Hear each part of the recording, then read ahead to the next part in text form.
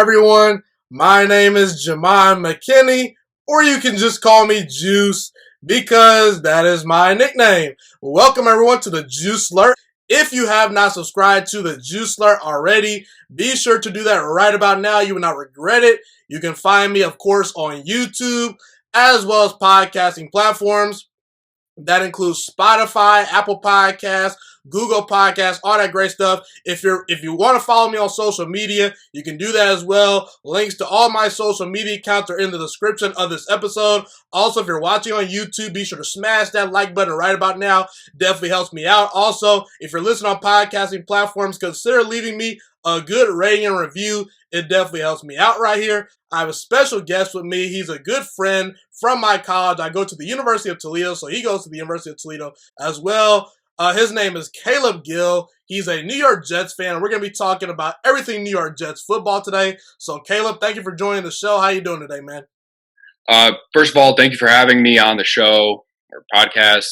I think it's going to be a lot of fun. We've done this before over the phone, and that last time was fun, and I'm really looking forward to this. I'm doing pretty well, just getting settled into school, but besides that, we're doing pretty well. Yeah, no doubt. Obviously, I had Caleb on the show. Actually in the off season, when I was doing my predictions for the 2020 NFL season, that was very fun. So I'm happy to have you on the show once again. Definitely want to get to a lot of things. Towards the end of the show, we will talk about the Patriots, the Dolphins, the Buffalo Bills, kind of, the outlook of the whole AFC East. Buffalo obviously made a big time run. Was very close to getting to the Super Bowl. So we'll talk about Josh Allen and that team. We'll talk about should the Patriots maybe move on from Cam Newton. We'll talk about Tua Tagovailoa and the Dolphins. Should the Dolphins maybe move on from Tua? We'll talk about that. But, Caleb, you're obviously a Jets fan. So, tell me some of your favorite moments as a New York Jets fan. And who's your favorite all-time New York Jets player, Well, moment-wise, I'd probably have to go to the AFC Championship runs. That's when I started becoming a fan of the team back like 2009, 2010. That's when I started watching the Jets. Those defenses, the way they just dominated teams. My favorite moments would be the divisional round playoff game versus Patriots when we went into Foxborough and upset the Patriots. And then also 2015, week 16, also against the Patriots. That was the last time the Jets had a winning season. And they beat the Patriots, set themselves up. They went into Buffalo and win in your in situation. And they lost the game in Buffalo. Ryan Fitzpatrick threw 4 interceptions. But the game before was like it was like right before Christmas. And the Patriots were a little depleted by injuries.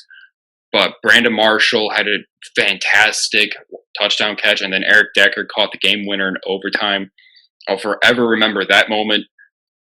But besides those moments, since I've been a fan, there really hasn't been many great memories. I've been a fan for a decade, so really all I have to look forward to or look back at are those AFC Championship runs when we lost back-to-back AFC Championship games and then the 2015 season. Yeah, and I understand your favorite all-time New York Jets player is Darrelle Revis, correct? Correct. Talk about his career as a Jet, for a brief amount of time, Right. He was a phenomenal corner, and he was one of the reasons I watched the Jets. Just him as a player, the way he locked down wide receivers and was shut them out with the great wide receivers, too. It was like Andre Johnson, Randy Moss, just the best wide receivers at the time. He shut them out. And that was a lot of fun to watch. And I was in Miami when he tore his ACL, and that was just heartbreaking to see. And he just hasn't been the same since then. But when he was in his prime, he was arguably one of the best corners of all time.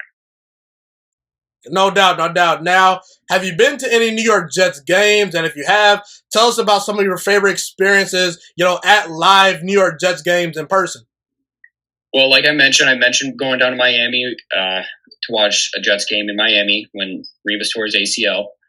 Tannehill threw a pick 6, too, in that game to start the second half. They won that game in overtime, too. I went to one game in MetLife. It was a preseason game versus the Falcons. Sam Darnold's first game in MetLife, too. and his first touchdown. He rolled out and was able to hit. I want to say probably Robbie Anderson in the end zone. I've also watched 2 Jets games in Detroit. One was Jets Bills when the Bills got snowed out and they moved the game to Detroit. That was a long time ago. And then Sam Darnold's first career start in Detroit. That game started bad for me. I'm surrounded by Lions fans. Sam Darnold throws a pick 6 on his first pass. I'm like, oh gosh, it's going to be a long night. And then the Jets just stomped on the Lions. And that was just a lot of fun being around all those Lions fans like, haha, suckers. But that was probably my most fun game being at because of just how bad we dominated that game. Gotcha. Thank you so much for watching this video today. Please also note that the Juice Alert Sports Podcast is not just a YouTube channel. It is available on all podcasting platforms, including Spotify, Google Podcasts, iTunes, and Apple Podcasts. Also, if you enjoyed this video, be sure to like, comment, subscribe, and share this content with all your friends. This podcast is my favorite thing in the entire world right now. It is my passion. And I want more people to listen to this podcast. I really want this podcast to grow. Also, a fun fact about me is that I want to go into the sports broadcasting and media world once I graduate from the University of Toledo, a college in Northern Ohio. I am looking to become one of the next great sports broadcasters and analysts out in the world. And I potentially would like to start my own network if this podcast really truly grows. Or if I fall short of that goal, I would love to work for a big time network like ESPN or Fox Sports 1. I am open to all networks. So if you believe in my dreams and you see or hear my passion through the screen, be sure to tell all your friends about the Juice Alert Sports Podcast. Stay motivated, you guys. Have a God bless day, and I'm out.